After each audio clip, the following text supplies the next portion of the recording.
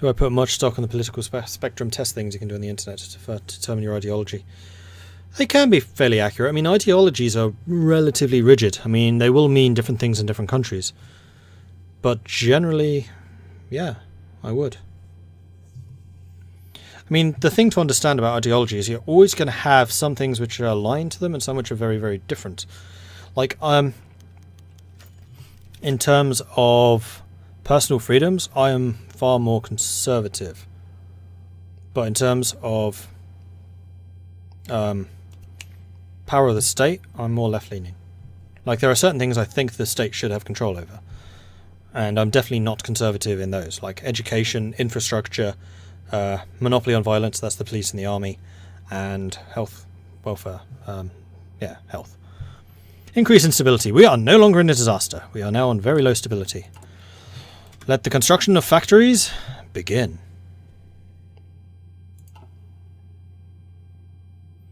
Today's political climate is just so hostile and polarised. Yes, I would agree with that. Definitely. I 100% agree with George Washington when he said that parties are really bad. Don't do it. Representative democracy is fine. It is probably the best form of government there is. Except for all the others that have been tried. Polarised representative democracy is terrible. Or rather, party-based representative democracy is terrible. I sound like everyone on Reddit UK politics. Maybe. I tend to stay away from politics on the internet. Strangely enough, aha! Here comes the Entente. Attacking in the back. Backstab.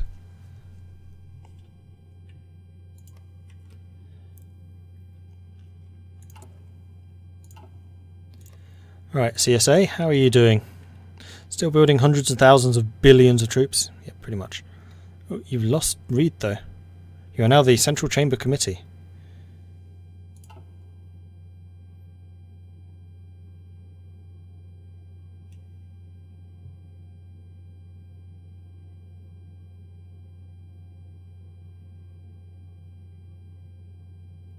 Seems like it would be nearly impossible to have a political system without parties of some description. True. It would be very difficult. I don't know how you would manage a completely representative democracy. I mean, no, that's not really democratic. It would be difficult. Granted, it would be very difficult. But I kind of prefer coalition governments now than monopolistic governments. Because then at least you can have competing voices within the government.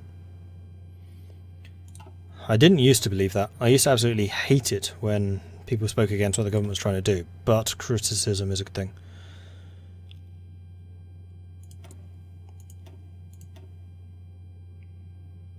Just because nothing ever got done.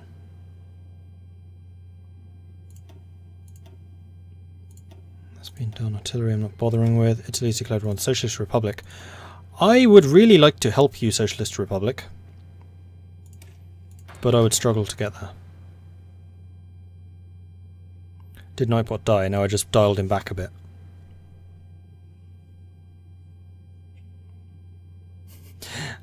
I'm from the US, but watching the whole Brexit thing unfold is like watching a slow motion train wreck as it unfolds before you. Imagine living in there. Believe staying in the EU would be worse for the British working class. Why? It's an interesting standpoint. Why? Japan has declared war on Russia. Is Russia still fighting Ruthenia? Unlikely. No. Oh, poor Germany. Why do you suck so hard? Yay, we're under minus 300. Huzzah!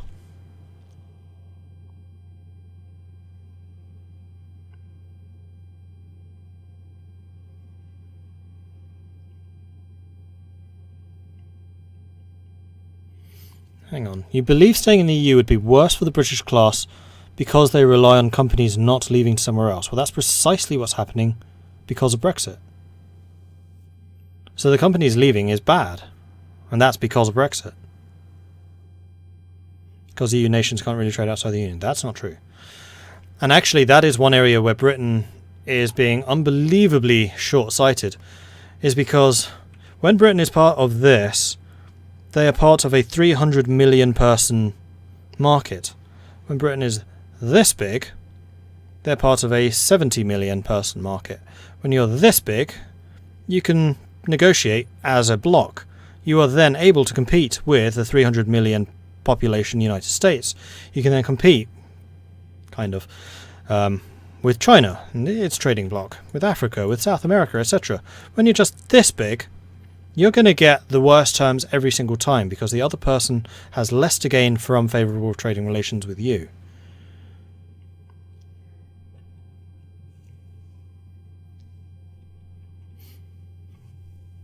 That's why there are trading blocs. There's a word for it, which I can't remember because my mind's going... Oh, what is the word? Collective bargaining. When you're in a large group, you have collective bargaining. You have way more weight. I mean, part of the problem with Brexit right now is Britain believes it still has an empire. Yes, it has the Commonwealth. Yes, it can get favourable trading with the Commonwealth, although they are increasingly looking to other nations. But you don't control them. You can't just exploit them anymore. So, actually, I think that Canada is one of the countries that's going to do the best out of Brexit, because Canada has favourable trading relations with the United States because of how close they are. Canada's just signed a really good agreement with the EU, meaning that they can have much freer trade with the EU, and because they are in the Commonwealth, they can still trade with Britain. So I think Canada is going to do fantastically out of this, because a lot of the trade that Britain's currently doing with Europe is now going to go to Canada. And Britain's going to be buying more from Canada because it won't be able to access the European markets.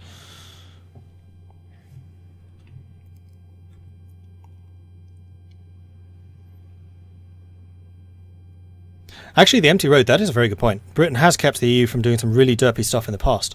I went to a talk by Prince Constantine, who is one of the Dutch princes. I can't remember if he's the Crown Prince. I don't think he is. But he's a very, very high-ranking European diplomat. And he was giving a talk in Britain about Britain's diplomatic position in the EU before Brexit. This is a year or two before Brexit. And he was saying that publicly the British government is very anti-EU. In private, it's very pro-EU, because Britain actually has a very, very functional and good and well-developed diplomatic corps, which the EU really benefits from. And the UK is very good at putting a block to the more radical EU things, going, whoa, that's not reasonable. No. And because their diplomatic corps is so well respected, they're able to do that.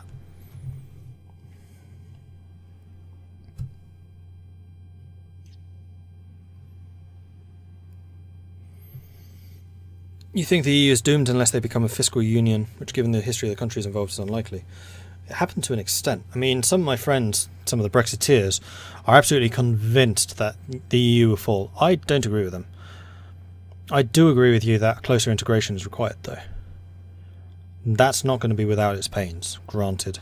The history of Europe is going to play a part in that. Yeah, it's going to be interesting. Give it 100 years. It'll be really interesting to see what happens in Europe in 100 years. You hope the EU will fall.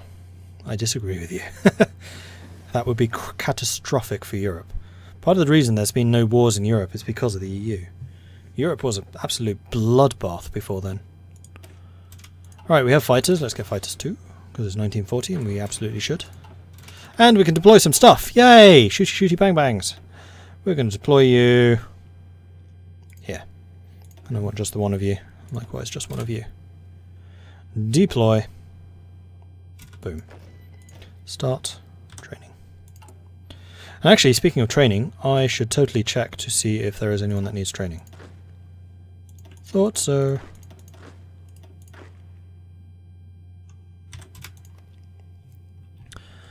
And we have some more free military factories.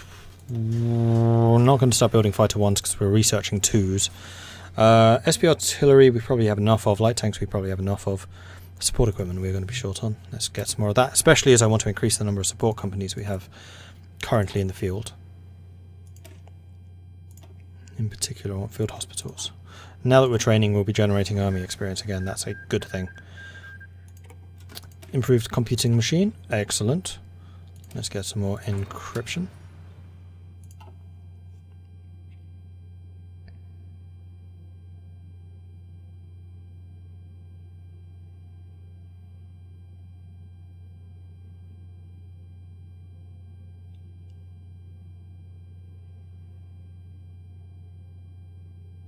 The UK fishing economy collapsed and the end of the common market.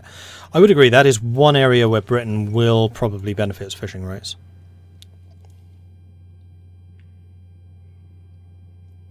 But then again, they'll probably ruin themselves in the long term because they'll overfish and destroy the fish stocks that are around New Britain. Those are put there for a sodding reason. And that's one of the things that that Europe is pretty good at, is establishing limits to stop countries from imploding because of oversaturation. They're very... Nation states as a whole are very short-sighted. There are a couple of exceptions, Norway being one notable one. And possibly China too. Part of the reason China is growing so quickly is because they actually had a pretty good long-term plan. Not including things like the one-child policy. Although for population control... Yeah, I'm not going to go into that.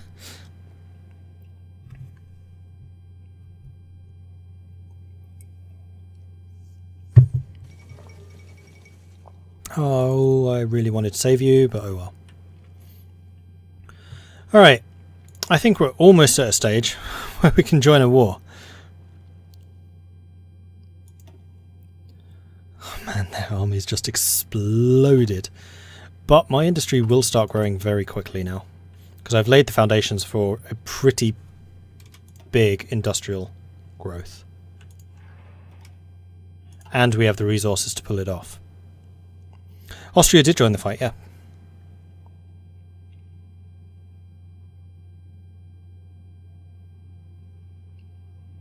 The EU Commission is not unelected. That's a fallacy.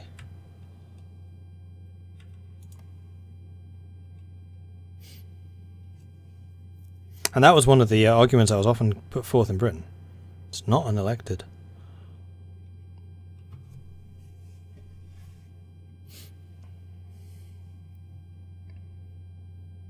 That's what MEPs are.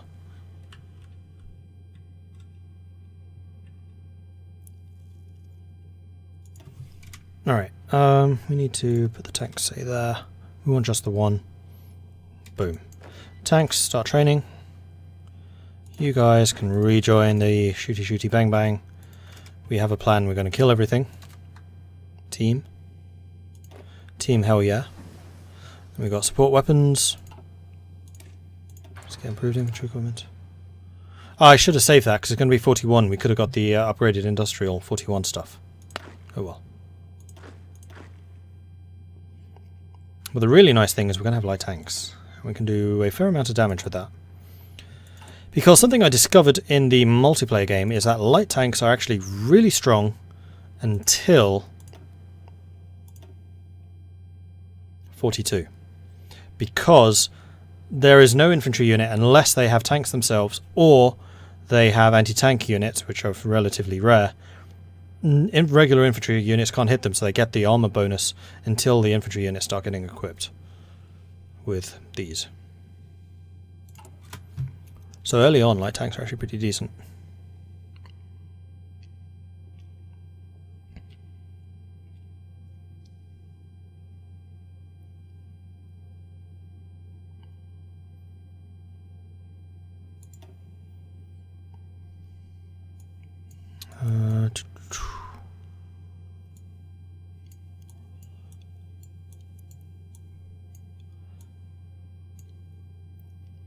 It's gonna be nice to be able to get a focus again. Although we did actually recover pretty quickly, which is good. Which way do we want? Plan unity, which gives us factories, resources, armor production cost reduction, motorized production cost reduction, which is actually really good, and efficiency, or infrastructure. Civilian stuff. No, it's got to be unity. I mean, that's a lot of civilian factories, don't get me wrong. I suspect we've already built this infrastructure. There's a lot of civilian factories. 4, 5, 6, 7, 9 civilian factories. 10 civilian factories. 11, 12 civilian factories. Versus 2, 5, 9. So there's 3 less. But civilian factories take longer to build. Military factories are actually relatively cheap. I'm kind of swaying towards hope again. Yucatan, Tuscan, Oaxaca.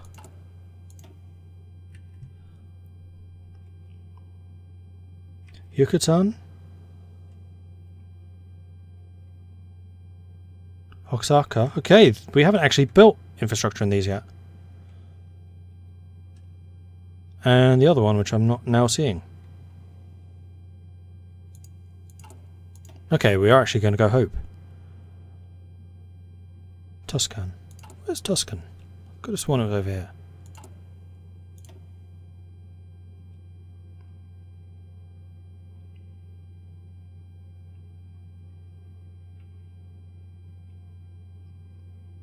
Tucson. No, it wasn't Tucson. Was it? It was. Alright, in that case, yeah, we're totally going hope.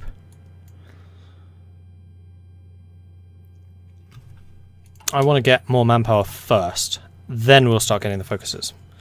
Hey, Dana.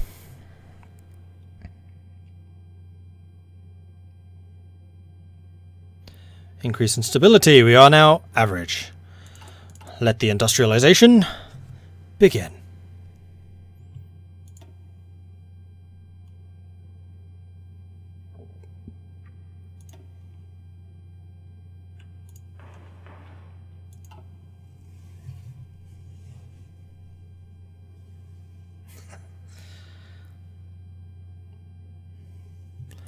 All right, good.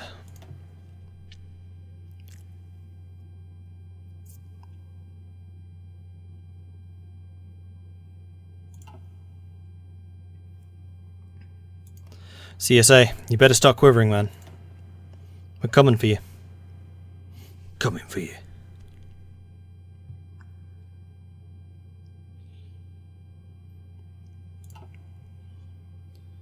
And we have got military experience, which I need to start using because I need to get field hospitals in my armies. Specifically, whoops, not that. The tank unit. So no, it was there. It's just edit. Press the wrong button. Field hospital, because I don't want you losing experience when you're fighting stuff.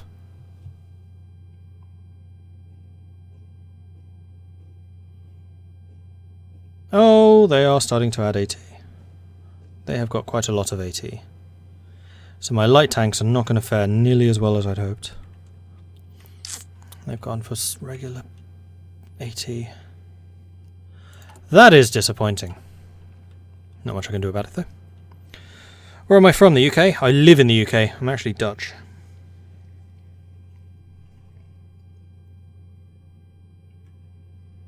And have done for most of my life, hence my accent is so perfect.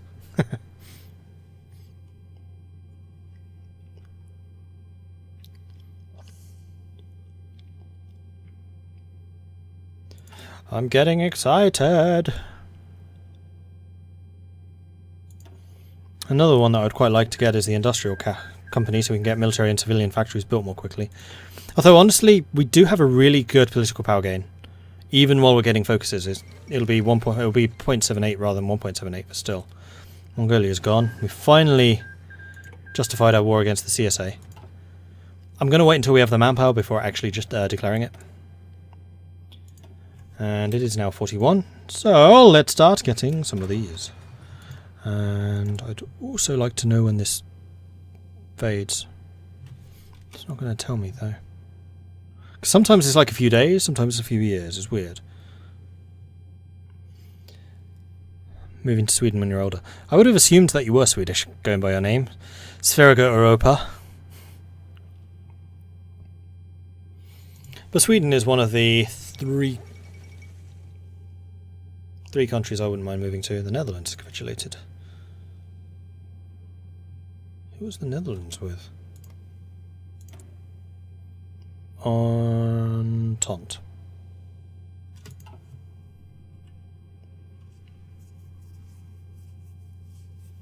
Because it's better than Britain. So yeah, Sweden would be one. Netherlands would be another. Oh, there were four.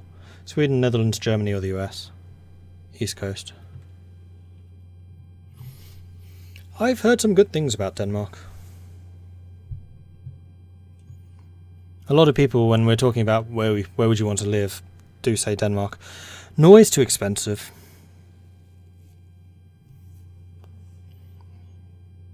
And like I've been fairly extensively to Sweden, Denmark, and Norway. Sweden the most, usually on Paradox stuff. Norway just didn't get as good a vibe from as Denmark and Sweden. But apparently Danish culture is the most similar to British culture, so that would be one of the easier ones to integrate with. Yay for drinking beer all the time. Mordred supports this.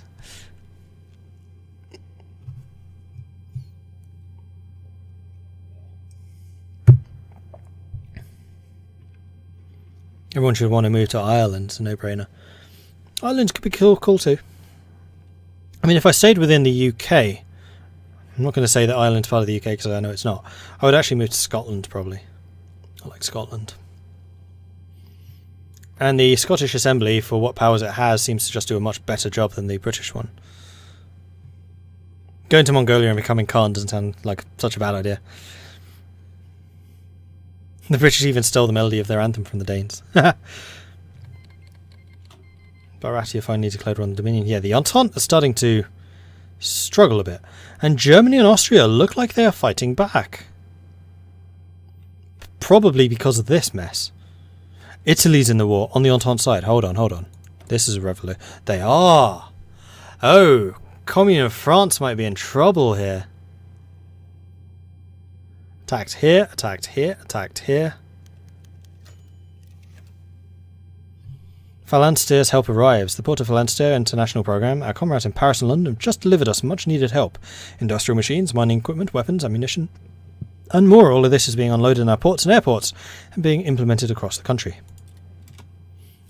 A little bit late, but thanks. Danelaw for the win. Danelaw was in the wrong part of the country. A little bit too close to York.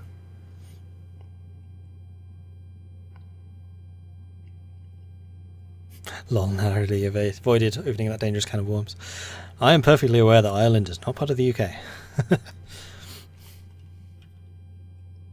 Northern Ireland's an interesting place. If you have the opportunity to visit Belfast, it is an eye-opener, especially for a Brit. I love how communists but still want France to fall. They are always the enemy. They're just not totalist enough. That's the problem with them right now. Alright, so grand battle plan. We can either get assault or infiltration. Infiltration is leg infantry breakthrough, tank organisation recovery, supply consumption, land night attack, which is really strong. Infantry organisation and tank organisation, and then recon increase. This is motorised and mechanised. Overwhelming fire and max planning, which is really strong. Organisation increase, even more breakthrough, even more max planning. It's got to be assault. I really rate assault. What I miss? You should visit Miami. Been there, done that. La Plata declared war on Peru-Bolivian Confederation. Ooh. That's going to be a pain to take down. Oh, whoa. I was not watching my political power. Hello, manpower. Oh, yes. Now I can get national focus. Let's start on the economic plan and actually get an industry going in 1941. We're going to constantly have this argument. The main reason I went Grand Battle Plan this time is because I get focuses for it. And they're pretty strong. Spherigo Europa, thank you very much for the follow. I appreciate that. How many hours in are we? We are 2 hours, 47 minutes and 50 seconds in. When Third World War comes around, I'm getting a Swiss bank account moving to Switzerland. That's interesting. Where would you move? I wouldn't move to Switzerland because you're in the middle of Europe and that would get nuked to the Dark Age. Canada might be alright. I think you'd be isolated far enough, although you'd still have fallout coming from America. Iceland. Iceland would probably be alright.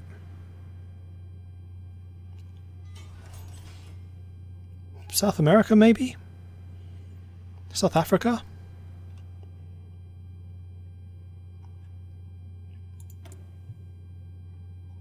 I think generally when in doubt I'd go to Canada. Actually, Canada would be another nation to add to my list.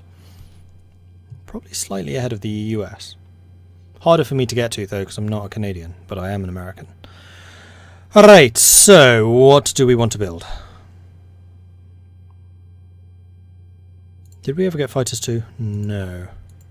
How far are we? 6 days. I can wait 6 days.